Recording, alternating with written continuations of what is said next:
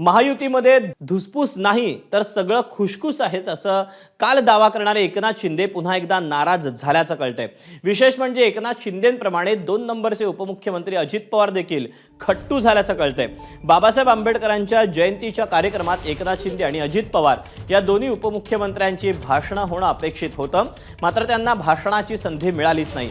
अजित पवार तर राज्यपाल जाण्याच्या आधीच कार्यक्रमातून निघून गेले, तर आपल्या नेत्याला भाषणाची संधी न मिळाल्यानं शिंदे समर्थक देखील नाराज झाले। ऐनवेळी कार्यक्रमाच्या नियोजनात कुणी बदल केला असा प्रश्न या निमित्तानं उपस्थित झालाय।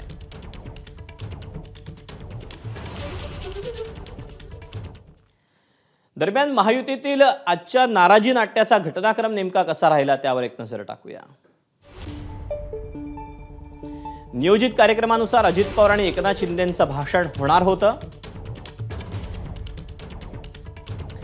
ऐनवेळी केवळ मुख्यमंत्री आणि राज्यपाल यांचं भाषण झाल्यानं चर्चांना उधाण आलं। चैत्यभूमीवरील कार्यक्रमात दोन्ही उपमुख्यमंत्र्यांची भाषणं वगळली। अजित पवार राज्यपाल जाण्याच्या आधीच निघून गेले। एकनाथ शिंदेंना भाषणाची संधी न दिल्यानं समर्थक नाराज झाले। रायगडावरील कार्यक्रमात एकनाथ शिंदेंनी भाषण केलं, पण अजित पवारांना तिथेही डावललं। उपमुख्यमंत्र्यांचं मुद्दाम खच्चीकरण होतंय का असा प्रश्न या निमित्तानं उपस्थित होतोय।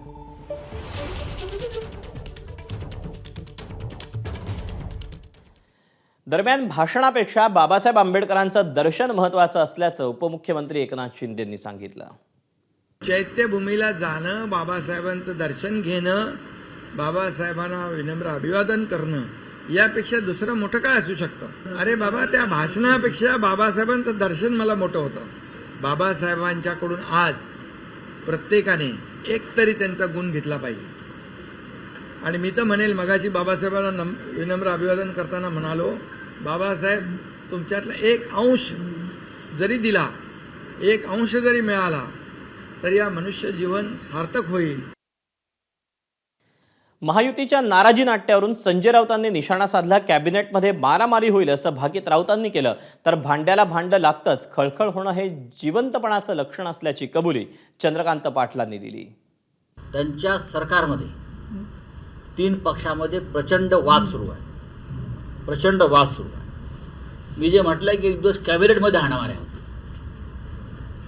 एक दिवस त्यांच्या कॅबिनेटमध्ये तुम्हाला हाणामारा झालेल्या दिसतील। बघा तुम्ही, हे माझं वाक्य तुम्ही लिहून ठेवा, मार्क दिस वर्ड्स, कॅबिनेटमध्ये मारामाऱ्या। एका रक्ताची 4 माणसं घरामध्ये असतात, तिथे भांड्याला भांडं लागतं। इथे तर वेगवेगळ्या पार्श्वभूमीचं, अजितदादांची पार्श्वभूमी वेगळी, एकनाथ शिंदेंची वेगळी, देवेंद्रजींची वेगळी। त्यावेळेला खळखळ नाही झाली तर हलवून बघायला लागेल की जिवंत आहेत की गेले आहेत। खळखळ आहे याचा अर्थ ते जिवंत आहेत, खळखळ आहेत याचा अर्थ ते आपली खळखळ व्यक्त करत आहेत। व्यक्त नाही केली तर म्हणून आजारी पडतो, व्यक्त करायचं असतं। दरम्यान भाषण करायला दिलं नाही म्हणून नाराज होणारे आम्ही नाहीत असं भाजपचे मंत्री चंद्रशेखर बावनकुळेंनी सांगितलं, तर शिरसाटांनीही नाराजी नसल्याचं कबूल केलं। नाही, मला याबद्दल काही माहिती नाही। मला वाटतं कोणी भाषण दिल्याने मोठं होत नाही, भाषण नाही दिल्याने काही मोठं होत नाही, त्यातून काही नाराजी व्यक्त होत नाही। भाषण नाही दिलं असेल, वेळेमुळे काही असेल तर मला माहिती नाही, पण भाषणामुळे आम्ही नाराज होणारे नेते नाही आहोत।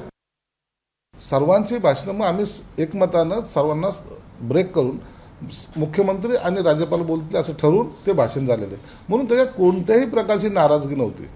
सगळं हसत खेळत हा कार्यक्रम झालेला आहे। उगाच आता एकनाथ शिंदे साहेबांचं भाषण नाही झालं, मग काय अजितदादांचं झालं होतं, दोघांचंही भाषण झालं नव्हतं, म्हणून त्याच्यावर गैरसमज पसरवण्याचा प्रयत्न करू नका। असा कोणताही गैरसमज त्या दोघांमध्ये पण नाही आणि आमच्यामध्ये पण नाही। एबीपी माझा, उघडा डोळे बघा नीट।